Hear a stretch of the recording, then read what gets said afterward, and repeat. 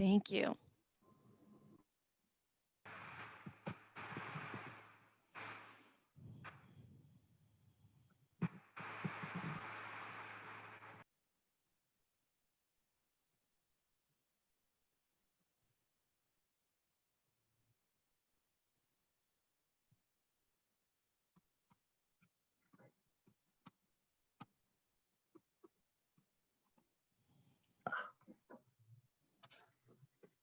Can't vote.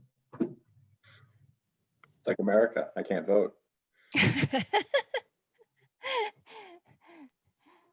Yeah, I live in Wisconsin. A little voter suppression going on here too. Oh yeah, I know.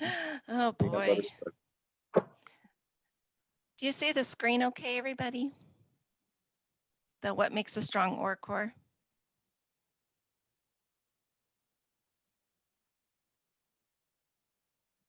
Okay. All right. Let's see here.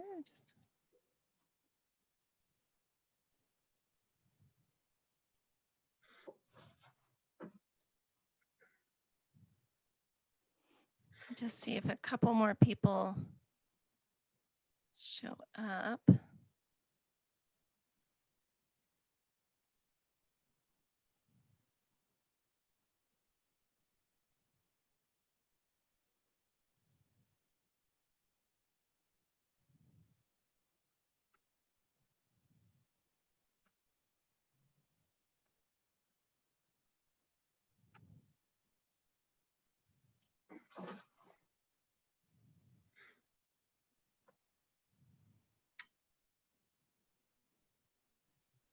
Elizabeth, do we have others joining us?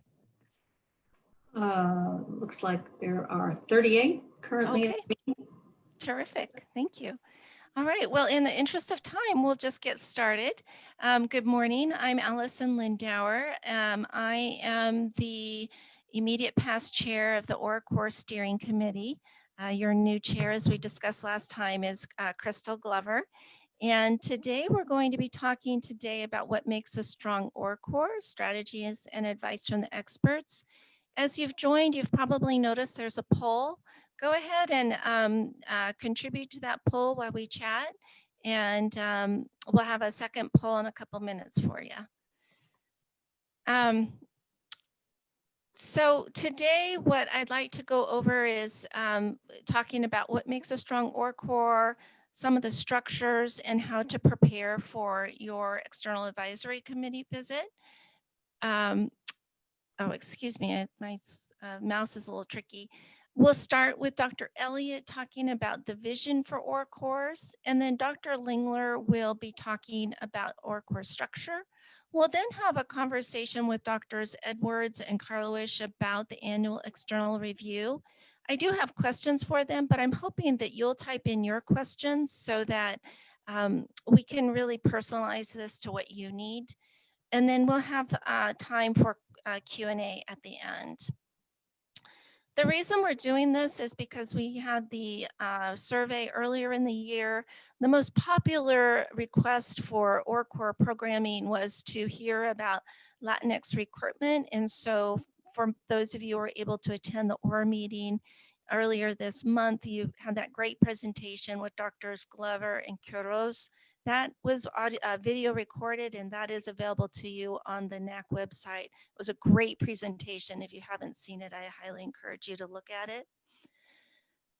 The second most popular was this series or this webinar on kind of what are the essentials of a strong ORCOR. And I'm just delighted to have today's speakers to help us out.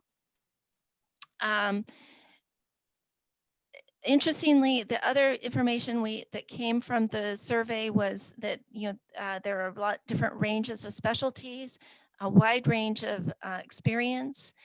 We have 16 new leaders since 2015 and about 7 since 2018, and almost about 76% have a co-investigator. We'll get into this a little bit more. Again, please type in your questions into the chat box. Dr. Lingler from the University of Pittsburgh will both present on structure, but will also help us moderate the questions. So feel free to chime in. Next up is Dr. Elliott, and thank you, Dr. Elliott, for telling us about the NIA's vision for OR course.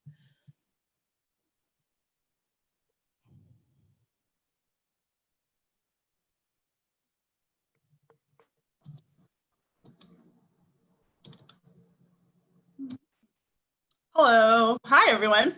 I'm going to pretty much repeat what I said earlier this month in the OR meeting during the director's meeting.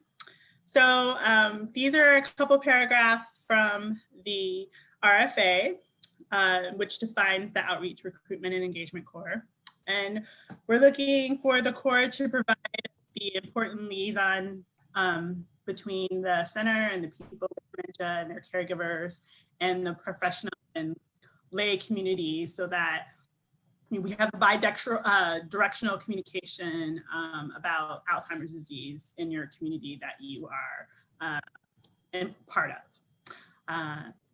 One of the things that you have to do in the application is explain your role as OR-CORES, your role in the center, and your role as a community resource on AD and related dementias. The one thing that I want to stress, and I hope that the other speakers speak to this in your annual meetings and your external advisories, is that you're assessing the outreach and engagement and recruitment and retention needs that are unique to your center and community, and that you identify underserved groups and you're conducting need assessments and collaborations with those communities.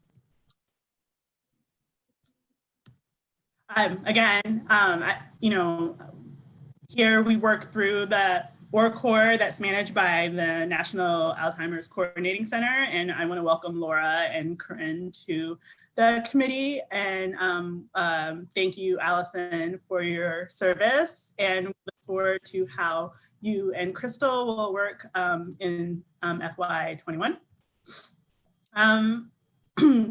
We talk about the panel recommendations that were written up in June of 2017. There's a list of recommendations about OR-CORE, and specifically some kind of, maybe blue sky goals. And when we we're hoping that the steering committees will work with NAC and NIA and put together a goal, or assess that, these recommendations may not, may be too big, or there might be a little piece of something. So we think that the future planning of the centers are kind of, into these panel recommendations. One other thing that's kind of happened is many of you worked on the National Strategy for Recruitment and Participation in ADRC, and we have this document that is available, and hopefully, some of your goals are, and some of your activities are onto this, are based off of this strategy. I think, I think Nina and I look toward you guys as leaders in implementing some of these strategies, or, being examples of how these strategies work in the communities. Another thing that we did is, we funded R13 and everyone was in St. Louis, and we had a meeting about African-American participation, and those results are published in Alzheimer's and Dementia. The group at OHSU put together the workshop summary, and NAC has provided us a listserv for, the group of centers to rally and organize around African-American recruitment. And maybe it's time, we collectively work on a project across a national effort.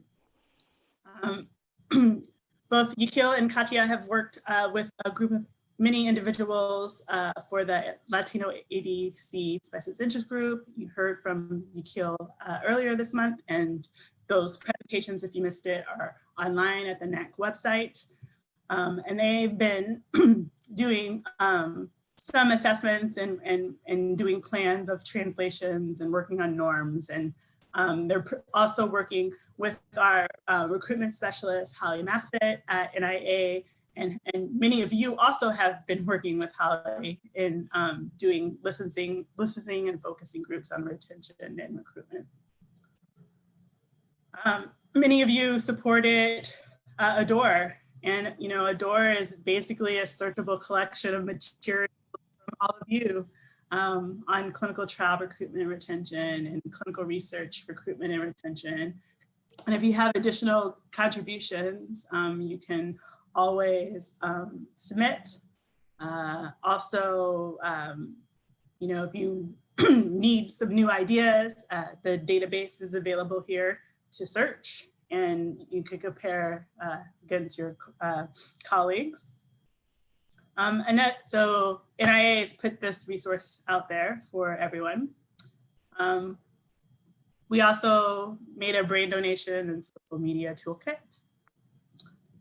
And I'll end by saying, overall, I think hopefully in the next year we could, organize as and leverage all of everyone's expertise to consider the ORCOR recommendations from the panel recommendation, have some collective engagement in which, we tackle some of the most urgent kind of outreach or recruitment problems. I know that in April, everyone kind of rallied around and helped caregivers understand COVID-19, and that was like a great exercise, and hopefully all of your participants and caregivers have good information on dealing with the pandemic. But after many years, I feel all of your expertise that the ORCORs can come together at some sort of national effort for recruitment and retention, maybe using the recruitment strategy in some sort of way to work together to affect recruitment and retention, and even just the science of recruitment and retention. Right now, we're going to finish the first year of awards who were made for the R24 examining recruitment and retention. And we're going to have our first grantee meeting soon. And, those were short 3-year projects to make a difference. And there's one more receipt date. So if, any of you are interested in applying for January, that's the final receipt date for that R24 announcement. So if you need some additional resources or things like that, or you have a plan that you're thinking about and you need some resources, that R24 is available at this time. So that's all I have right now. And thank you for your attention. And I look forward to hearing the others. Thanks. Thanks, Cerise. One of the questions we received prior to our webinar was about the clinical research operations and management system that is coming with NIA, and you'll see a poll question about this. We're wondering if the audience would like to learn more about this. So that's why you're seeing that poll. We have about I have a minute for you, Cerise, to if you could just give us a brief overview of what CROMS is. Yeah, for the last couple of years, we at NIA have been figuring out how do we best manage our assessment of your tables, of your recruitment tables, and we do something in an active manner. And if you are interested in knowing more about CROMS, because it is a work in progress, Dr. Holly Massett is available, and she will, we can make time and have a webinar about that. And she can give you deeper information. That would be terrific. And let us know, Cerise, if you want us to help with that. We've got a couple questions about our slides available after the webinar. Absolutely. And people also would love the link to the Latino presentation earlier in the month. Elizabeth, if you wouldn't mind putting those links in the chat box, that would be a big help. And now I think we can go ahead and close poll 2. And Dr. Lingler from the University of Pittsburgh, I welcome you and thank you for talking with us about ORCOR structure. And if you could start by just telling us a little bit about you. Sure. Thank you, Allison. Thank you for organizing this webinar and for inviting me to participate. So yeah, my name is Jennifer Lingler, and I have been the ORCOR leader at the University of Pittsburgh for about the past 10 years. My home discipline is nursing, so I share a faculty appointment in the School of Nursing at PITT, and my research focuses on psychosocial and ethical implications of late life cognitive disorders. At the moment, I'm having trouble controlling my mouse, so Allison, is my screen share up? It is, and what we're seeing is your edit mode. So maybe, I don't know if you can reverse the view so we see your presentation mode.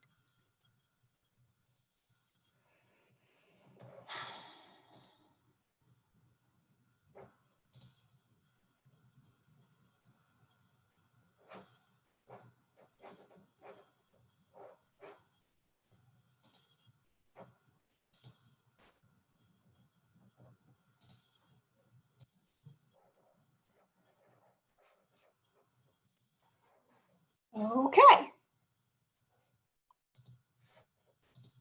And the share is off now. So there you go. How's that? Perfect. That's Okay. terrific. Thank you. Okay, so ORCORs are all about troubleshooting for sure.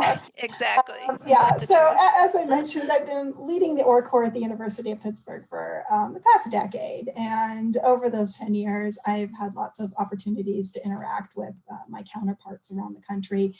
And there are many examples of highly effective ORCORs around the country. One thing I can say is that I don't think there are any two that are quite identical. And that really relates back to Dr. Elliott's point about the needs assessment. So high functioning ORCORs are responsive to local needs assessments. And so that's going to lead to some variation in terms of organizational structure and the assembly of team members. So what I'm going to do today is, again, while there's no one right way to assemble an ORCOR, I'm going to give you a couple of examples. So all ORCORs possess some combination of the following elements: faculty leadership, staff support, and key collaborators. So identifying the faculty participants, the staff support roles, and internal and external collaborators, including community partners, is really going to depend on that local needs assessment that is ideally initially conducted during the grant application process and then becomes an ongoing activity of the ORCOR. The other factors to consider in developing an organizational structure for an ORCOR are the specific aims of the given ADC's ORCOR, how those aims fit within the overarching goals of the center and initiatives within other cores, projects, affiliated projects at that particular Alzheimer's center. Local resources at the institutional and community levels are going to influence program development within ORCORs, and that of course is going to have implications for team composition. So if large scale volunteer appreciation events are one of your ORCOR's key activities, then it's going to be important to have a staff member who possesses the skill set to pull off those types of events.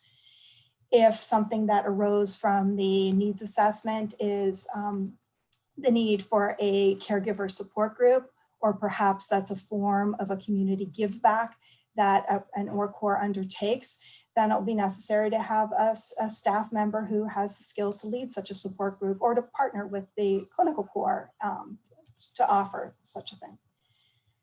One of the other major factors that influences the composition of an ORCOR are the challenges. So ORCORs play a major role in getting centers through challenges, in particular because participant recruitment is a central function of all ORCORs. So when challenges arise, whether it's with respect to recruiting a particular demographic or population, or recruiting for a particular study, or even say procedure within a study, LPs or brain autopsy, the ORCOR is going to play a major role in helping to respond to those challenges. So whether it's insufficient rates of participation in initiatives like autopsy or LPs, or whether it's maximizing racial and ethnic diversity in the clinical core, the ORCOR is going to be tasked with developing, implementing, and evaluating strategies to meet specific recruitment goals. So again, to the extent that those challenges vary by center, the composition of the right combination of faculty, staff, and partners is going to vary and of course be critical to overcoming those. So with that general outline as a backdrop, let's move on to some examples. I'll share just the high-level organizational structure of ORCORs from our panelists and then present the Pittsburgh model in a little bit more detail. Doctors Jason Karlawish and Dorothy Edwards have both kindly provided me with information about their center's ORCORs. So let's take a look at Jason's example from Penn first. So on the right of the panel, you can see that the Penn team has a co-leadership structure with a highly experienced ORCOR leadership in Jason and a new face to our ORCOR family, Emily Largent, in the co-leader role. They have a dedicated outreach coordinator in Sharnita Midget. And one of the things that I think distinguishes Penn's ORCOR, and one of the reasons that I wanted to highlight it, is the role of Terrence Casey, who's a communications and marketing manager. And as you can see, if you go down the organizational chart there, Penn also uses an internship model for further bolstering their team. And that, of course, at the same time, provides likely valuable experiences to staff who are earlier in their careers. So as the figure to the left shows, the ORCOR at Penn is highly integrated within the other ADC cores. When you see a organizational structure developed by an ORCOR leader, you see one of two things. You see either the ORCOR hierarchically, like top down, ORCOR in charge, or you see ORCOR at the center of everything. I say that in jest, but really ORCORs do interface with every single other core at a given center. And actually, Allison asked me to highlight points of priority for external advisory committee meetings, and being able to describe coordination with other cores is a required element of the EAC visit. So having a visual like this goes a long way in terms of explaining the sort of kind of web-like interplay between and among cores. So again, this is just an overview, and of course we have Jason on the panel for further elaboration as to how this works at Penn. Let's take a look at the model that was shared by Dr. Edwards. So the University of Wisconsin's ORCOR offers another way of structuring faculty and staff. As the text shows, this ORCOR also has a co-leadership structure. The ORCOR maintains overall responsibility for recruitment and retention into the clinical core and ancillary studies. Then they work very closely with the inclusion of persons from underrepresented groups core. So you can see, this is just similar information presented a different way. You can see, for example, Dorothy and Carrie, the leaders of these respective cores, have strategically designed their core's educational activities. So we've got the ORCOR assuming responsibility for clinical training activities in the area of ADRD, and the inclusion of underrepresented groups core assumes responsibility for conducting cultural competence trainings, education around cultural humility for individuals within the ADC and ADC network there at Wisconsin. So the synergy, I think, is really quite clear. And you've got that overlap, of course, with Dr. Edwards leading the ORCOR and then serving as a co-leader on the inclusion of underrepresented groups core. And this was, again, a really important one to highlight because in terms of recruitment, most centers embed within the OR cores personnel who are going to focus on engaging and recruiting persons from underrepresented groups or groups that might traditionally be underrepresented in AD research. But the Wisconsin group has a core dedicated to this, to meeting this challenge. And this really reflects their regional context with their efforts focusing on engaging African-American adults and Native American elders. Staffing wise, it's not depicted here, but there are outreach specialists in both of these cores.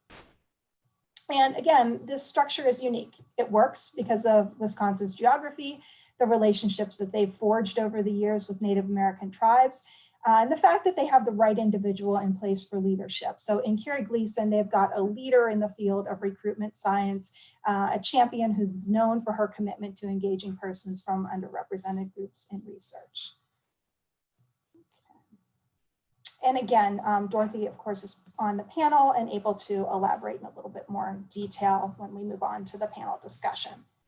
So at this point, I'm going to share a little bit about the OR core at the University of Pittsburgh. I'm going to skip ahead to our aims first. Yeah, so our aims on this slide reflect, I'm not going to read them, the text to you, but they reflect our commitments to community engagement in aim 1.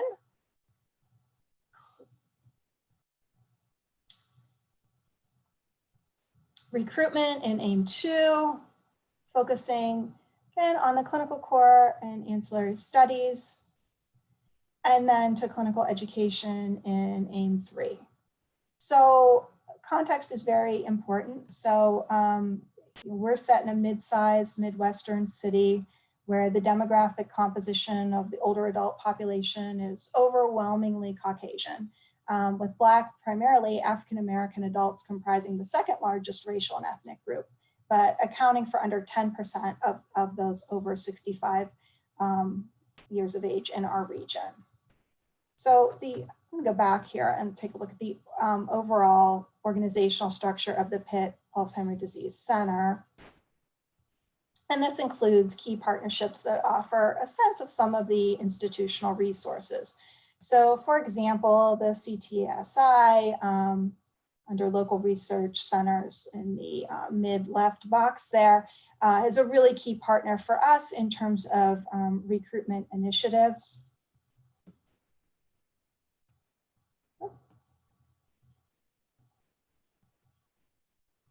Apologies there. Okay.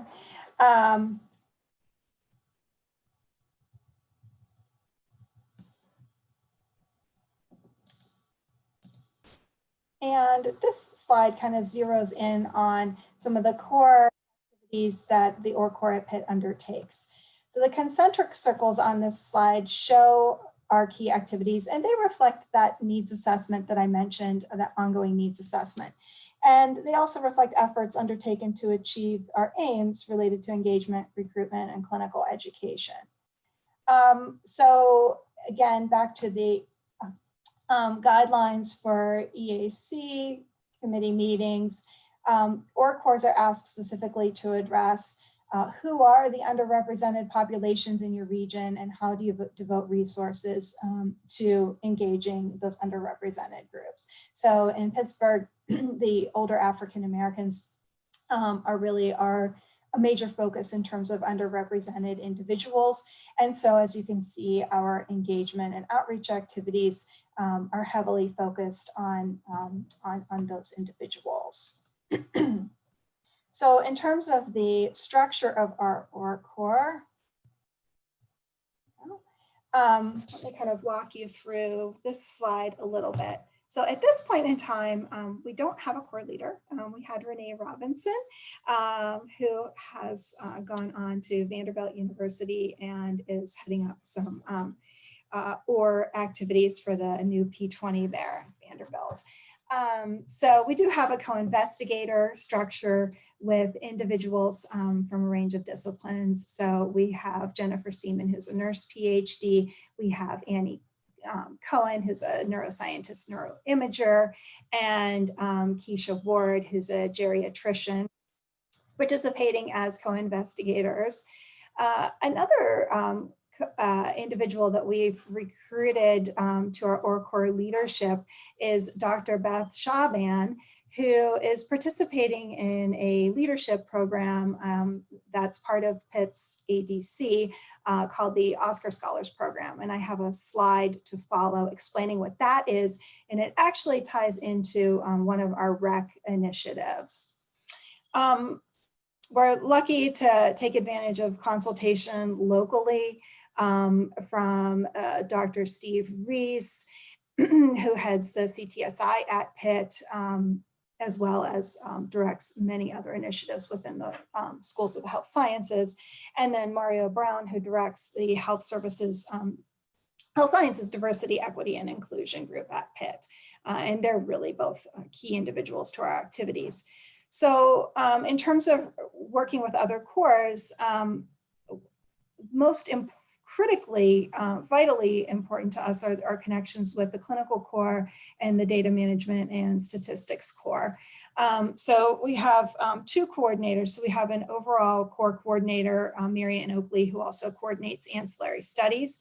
And so that requires really ongoing, frequent communication with the clinical core and also with the DMS core in terms of conducting data runs to determine who might be eligible for participation in ancillary studies, and then also entering into our tracking system who might have been contacted at any given point for participation, potential participation in a study, so that individuals aren't contacted more than once and certainly aren't contacted for participation in one study if they're involved in another one that would preclude simultaneous participation.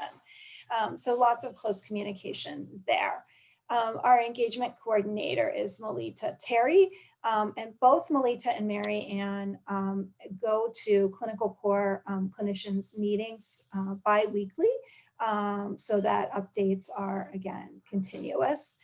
And Melita organizes our community advisory board and is truly the face of our center for interactions and relationship building with some of our key community partners like the AARP, a range of senior ministries at local faith-based organizations, a current partnership with the African American Chamber of Commerce in our area. We also, though, we do, I mentioned in the introduction, you know, what if your core is conducting large scale volunteer appreciation events?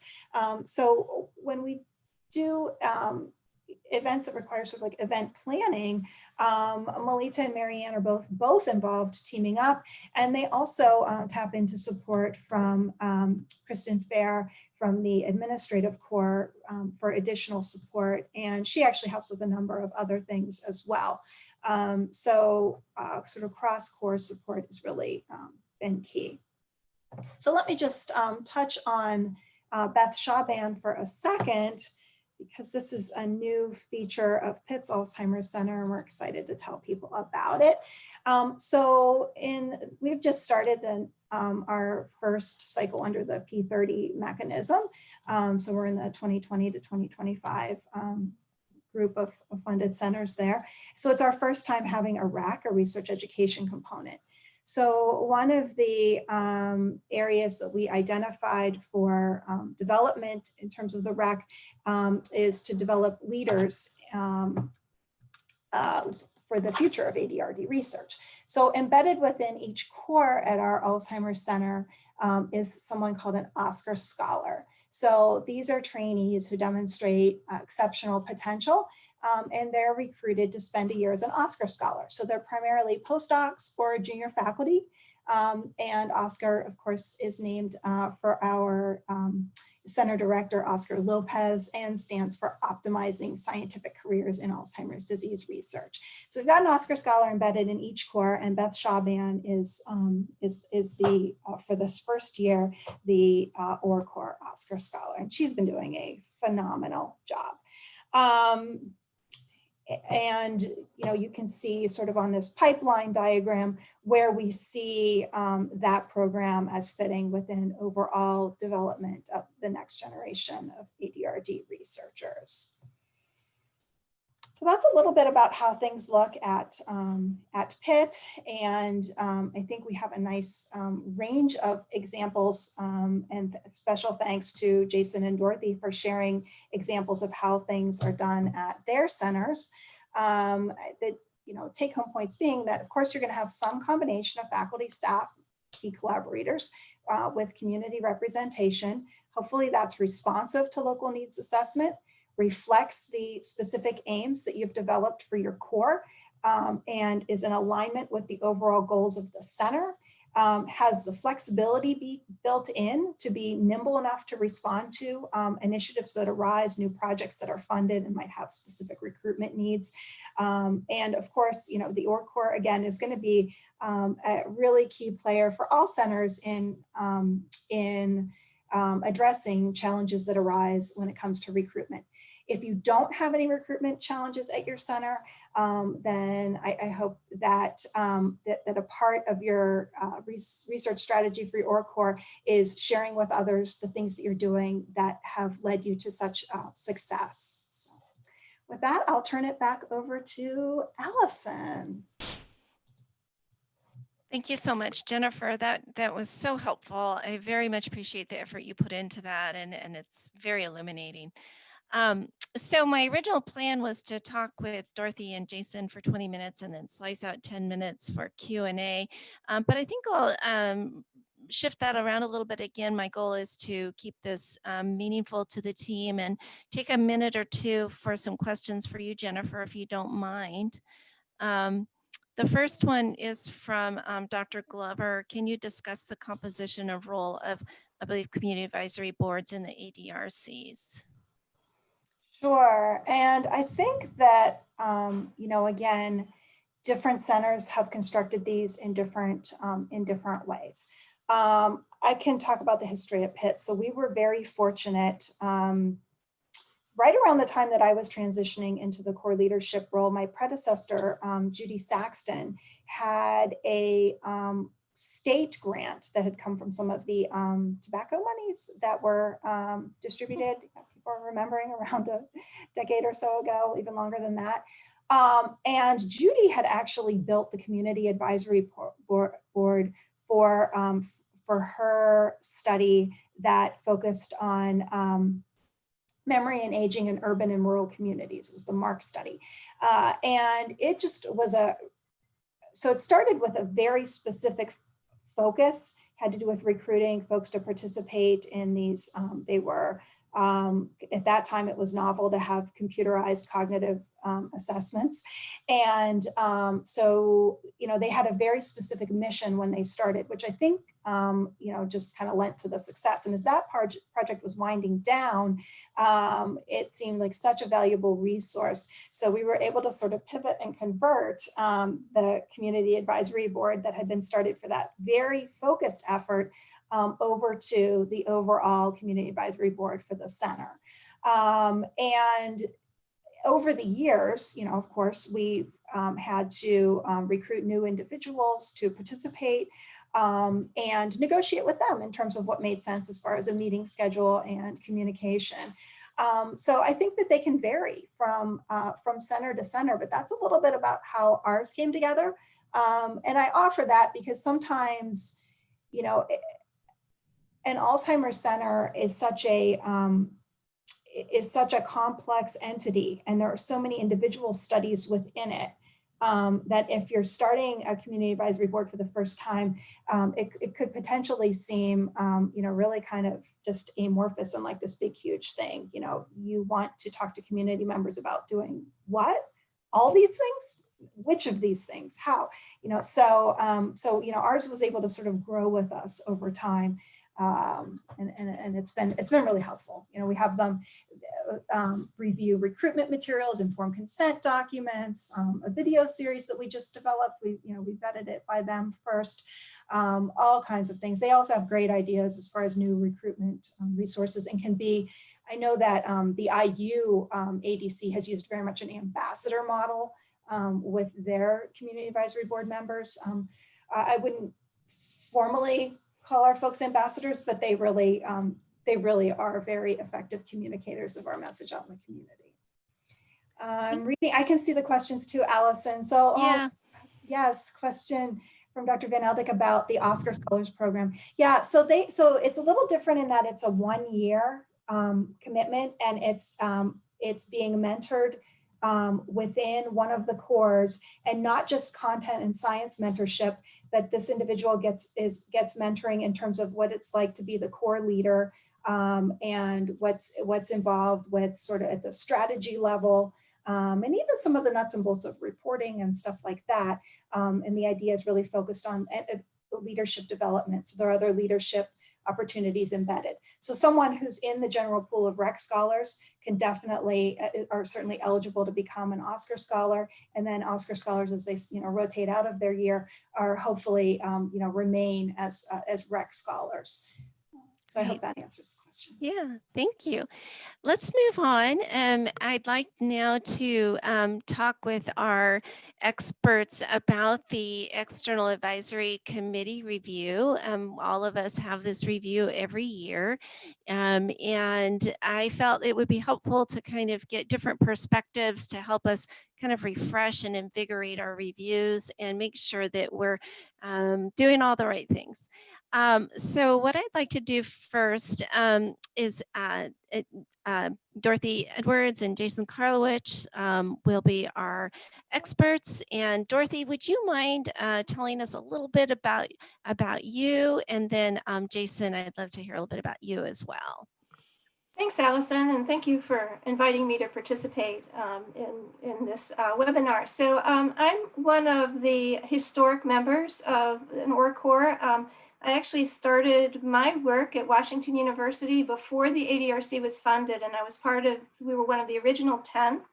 And in 1992, I was funded to create an African-American outreach satellite, which became the minority recruitment satellite for Washington University. And I was there until 2006, and I moved to the University of Wisconsin and got pulled into the development of the Wisconsin ADRC. So that's the reason that we have two different cores, an ORCOR and basically a specialized outreach core. And I led both of them for a while. And then Carrie Gleason, my colleague, got a supplement to the parent grant to develop a relationship with our Oneida tribal communities. And then that has grown exponentially. And in the last renewal, I kept the ORCOR. We work really closely with each other. You could see that they're very well integrated, but it was a lot. And she was ready to launch some other initiatives. So I'm a psychologist by training, and I've been doing this since before there were ORCORs. And so I feel that I've had incredible mentorship and relationships across the continuum of our centers. I think we have the most collegial collaborative network of any research network in the country. And so, I'm just pleased to be here. Well, case in point, your willingness to help those of us who are a little newer in the process. So thank you. Jason, would you tell the group a little bit about you? Sure. Hi, I'm Jason Karlawish. I'm a physician trained in geriatric medicine, and I'm a co-director of the Penn Memory Center, and I am the co-leader of the Outreach Recruitment Education Core. I have run the course since I think the late 90s, I think, roughly. And back when it was called the Education and Information Transfer Core, an awkward and sounding name to be sure. I also was running the core during the time when, for one of the RFAs, the EITC was optional. So I've witnessed the nomenclature transformation of ORCORs, which I think represent how they finally, I think, arrived at what they are and what they should be in terms of outreach, recruitment, and engagement. My research focuses on issues at the intersection of ethics and policy as they relate to aging, with a particular attention to using Alzheimer's as a disease model. And I'm also a writer and do a lot of writing, both essays and long form work as well. Thank you. It's so nice to have you both. I realize how naive I was in making this webinar an hour. I feel like it could be a full 8 hours and we could learn so much more. Nonetheless, let's move forward. Dorothy, the first question is for you. And again, audience, go ahead and type your questions in. And so we make sure that we address what you want. But let's start off with the first question I have is just to discuss how you prepare for the External Advisory Committee visit, and perhaps a little bit more pertinent. Jennifer talked a bit about the self-evaluation. Maybe how do you conduct your self-evaluation, and how do you provide the results, so to speak, to the committee? Okay, so first I'm going to say that the External Advisory Committee reviews are absolutely critical for the development and the success of the centers, because it's from our EAC collaborators and experts where we bring out the thorny problems and take the skeletons out of the closet, if there are any. And that doesn't mean that there are some, but each center is confronted with a unique set of challenges. And the EAC meeting is the opportunity to get some advice from a trusted colleague who can really help you solve some problems. In our centers, we're very much driven by data. So I have very, very elaborate data collection systems that support our recruitment, our retention. So I know where all the participants come from. And so what we do is a preliminary data review, and then really identify where we may have some issues. First of all, some successes that we want to bring forward, but also some challenges that we could use some advice. I think one of the hardest lessons that I had to learn from when I was involved before the EITC with the TITC, the Transfer of Information and Training Corps, which was the 1986 version of what became the OR course, was that our job is to recruit participants and retain participants for the studies that are funded and supported. In other words, I have to recruit for the things that our center scientists are doing, not necessarily the studies that I would prefer to do. So our center, for example, is very heavily emphasized preclinical research. And so that meant that we had to recruit healthy people, middle-aged people, and ask them to do lumbar punctures. And so that was a hard sell. And so we have really developed some ways of really looking at that. So that's what we do in preparing. We also, one of the thornier challenges for us recently is right sizing the clinical core.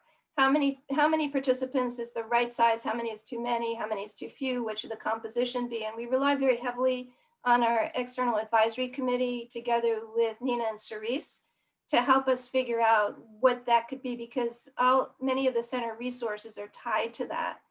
And then the third thing we do is we think about what innovative activities are going on with the centers that we collaborate with. In other words, Jason's genius hiring of Terrence Casey really spoke to the need for communication specialists. And so we ran that idea by our EAC to see if that was an area that we really needed to invest in.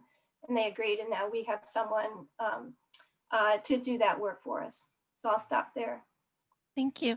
And we have a question from Dr. Glover.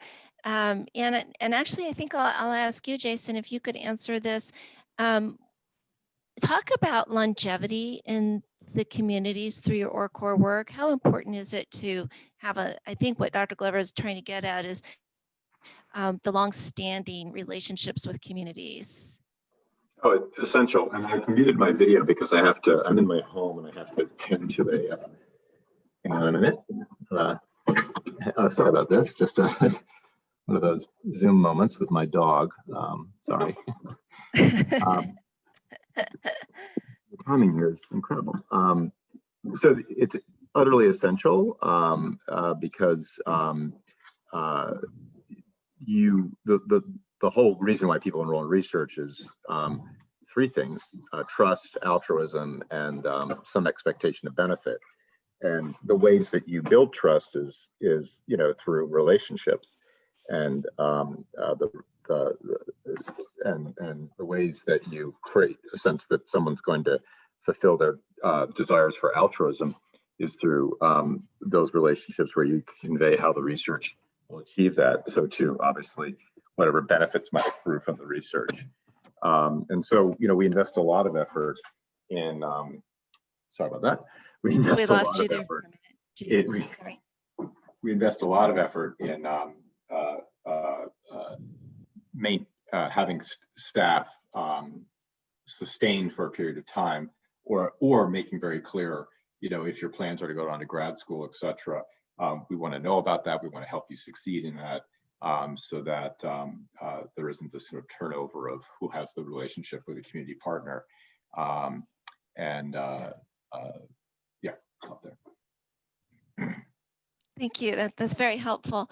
And Dorothy, one question that I had, and I'm not quite sure how to phrase this, but maybe you can help me.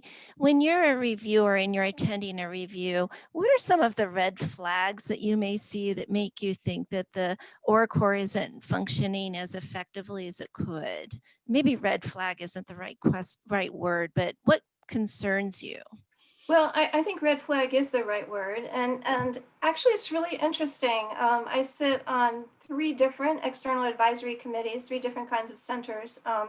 But you can tell at least the days before Zoom meetings. But when you were in the room with people, you can kind of tell where the ORACOR fits just by watching the informal interactions among the groups. And who speaks to whom, and how the center director, introduces people. So there's some cues there. And one concern for the ORACORs historically has been somewhat marginalized. And I think the changes in the RFA over time have pulled the ORACORs into the sort of the central role that Cerise started our session with today. So I look to see how centered this, the center is, where the ORACOR is involved, for example, actually in recruitment and retention. These are roles that are shared sometimes with the clinical course. And so you get a sense from the review where the ORACOR is supporting the clinical core with the communication. Sometimes they're shared staff, for example. We have a shared staff model that Jen didn't have all of our org chart, but I have 4 people that participate in both the clinical core and the ORACOR. So we meet together, we solve problems together about recruitment and retention. The other red flag is when there's no data. In other words, centers that really are on top of what they're doing, present both the strengths and the weaknesses, what their numbers are, where they thought they'd be, where they're not. And so it's more than just a needs assessment. It's actually really careful tracking of what's going on and how it's working.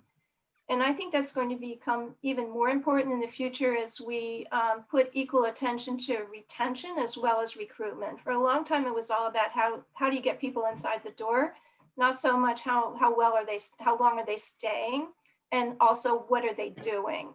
In other words, there are sometimes we see that centers have. Let me have you repeat that, Dorothy, for a second.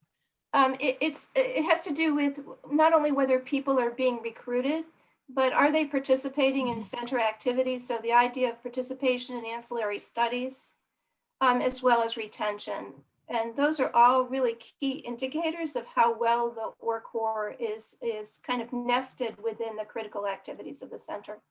Yeah, let me reiterate that. I mean, I think one of the secrets of success to an ORACOR is the more integrated it is and connected it is at leadership and staff levels with the clinical core, and the more that the ORACOR almost debates with the clinical core who presents the data on recruitment, because we know it so well and who owns it, and not owns it, but when I see that, that's a core that is frankly doing what it should be doing. And I think in the RFAs going forward as well with the REC, the research education component as well, because there's such aspects of communication there as well. So that to me is really key, integration with the clinical core. That's very helpful. Thank you. Again, if people have questions, we have about 7 more minutes in our webinar. And I think what I'll do now is if you also have questions for Jennifer or Cerise, feel free to type them in, but we'll just keep going. And I guess, Jason, the next question would be for you is when you do a review, do you have specific metrics that you do to measure success, or is it more of a relaxed general assessment? It depends on what I'm reviewing. I don't mean to sound evasive, but I mean, a general principle we have at our ORACOR is there's all kinds of activities you do to recruit, for outreach, to lead to recruitment, and for retention. You know, and that's one of the fun things about the cores. There really are sort of opportunities to be quite creative. And we kind of have a dictum, if you will, which is the amount of effort we put into activities should be proportionate to the return, recognizing some are guesses. We don't know what the return will be on it.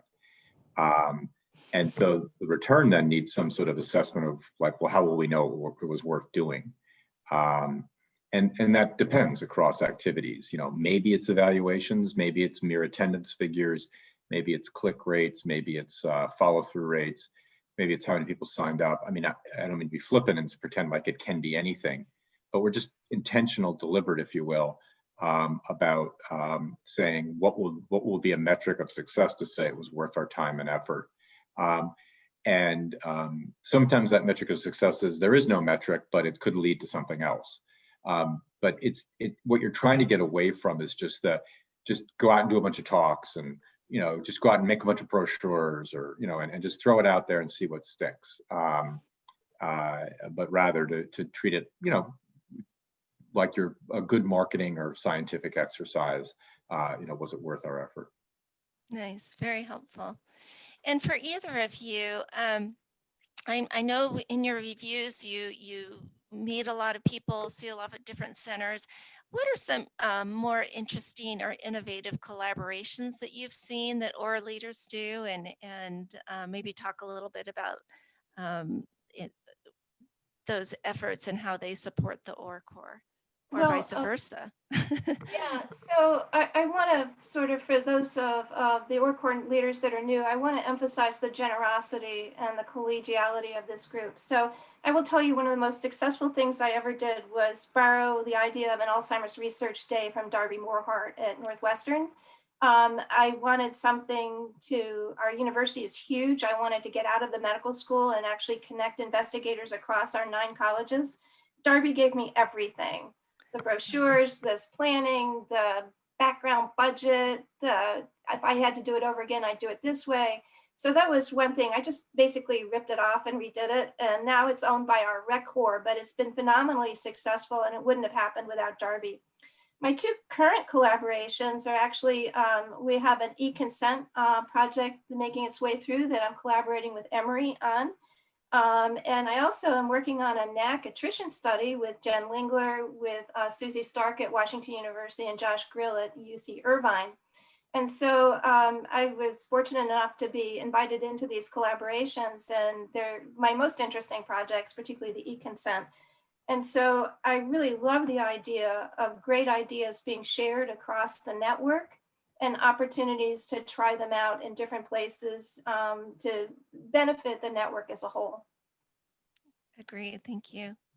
Jason, do you have any comments to add about meaningful collaborations? I've greatly valued across a number of OR cores, one of which Dorothy mentioned is UC Irvine's, the inspiration, guidance, and technical details around building a registry. Josh Grill's to be commended. He put together a fabulous registry that integrates EHR linkages.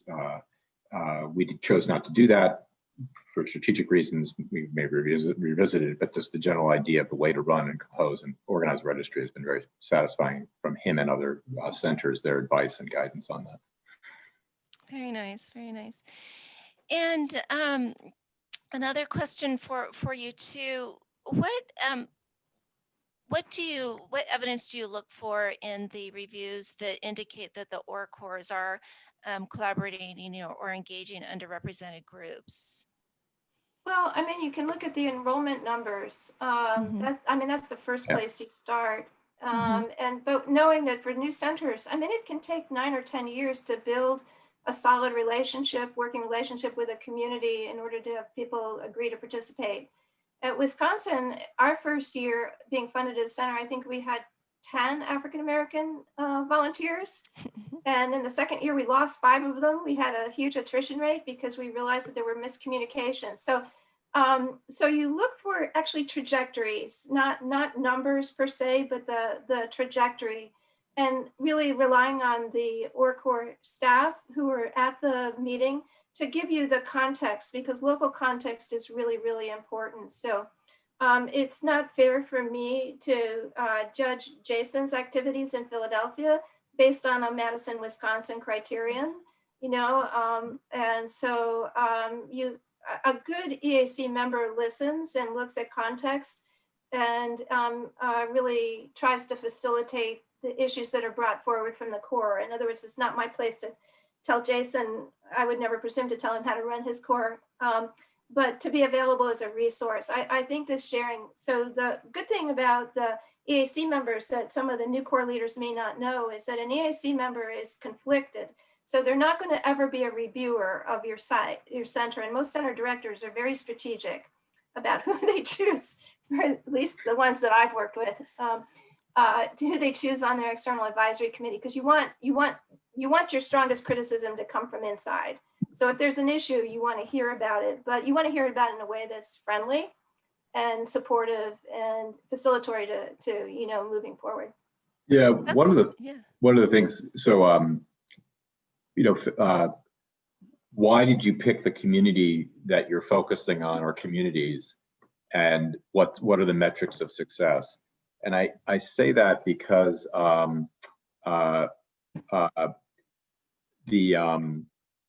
in some communities, you could pick amongst 3 very diverse, different, if you will, communities on basis of language, etc. There's only so many hours of the day and only so many resources. So for example, in Philadelphia, 40% African-American, 40% white, 10% Latino. Don't hold me to those numbers, particularly in Latino. We chose, we're going to focus on African-American, not simply because it's the biggest group, but that's where it's around Penn. That was also a factor as well. And also then, resources. In other words, there's just so much staff that we have the capacity to hire. Number 2, then, all right, well, how many persons who self-identify as Black do you have, and what's their participation rate and retention rates? And as Dorothy points out, it can often be an airing of some numbers that, don't show success, but do they show either trajectory of success or learning? So those are what we strive for and what I look for. Thank you. So, And Allison, can I just jump in for a second? sure, So we're at the end of our time, but yes, very quickly. I'm going to say this really quickly. So when our center was originally funded, we had 3 groups. We said African-American, rural, and Latino. And fortunately, Jim Galvin came to our first EAC meeting and said, why are you doing this?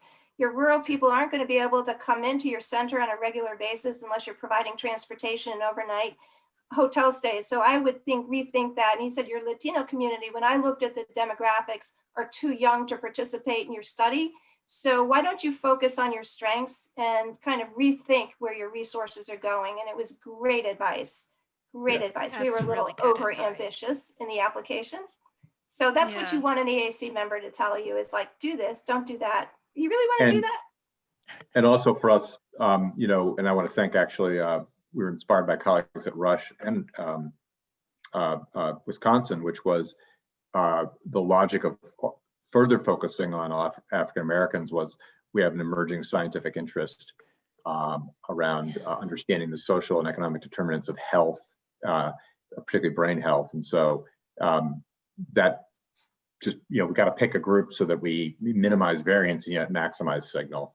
And a particular group as well that ought to be studied. So, and we've been closely collaborating with folks at Rush on and other centers to identify a set of measures that we've now implemented into our core around social determinants of health and disease, which I predict will become uniform, not our measures, but some set of those measures will be part of the UDS, just like good old logical memory.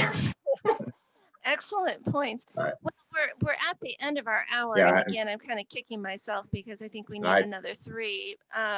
But I think first of all, I want to thank all of you for your valuable contribution. This, of course, is recorded and will be on the NAC website.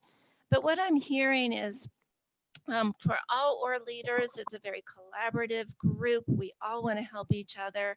We all want to thrive. And yet each group has its own unique set of challenges. And both in our interactions and with the advisory committees, it'll help us really address and tailor those challenges and the solutions to our own specific needs. So thank you again. And thank you everybody for your interest, and we'll see you again at another webinar. All right. Thanks, Allison. Thank you. so It's much. marvelous. Really A appreciate it. pleasure. Goodbye, Thank you. everybody. Thanks, Allison. Bye-bye. Bye, my friends. All right.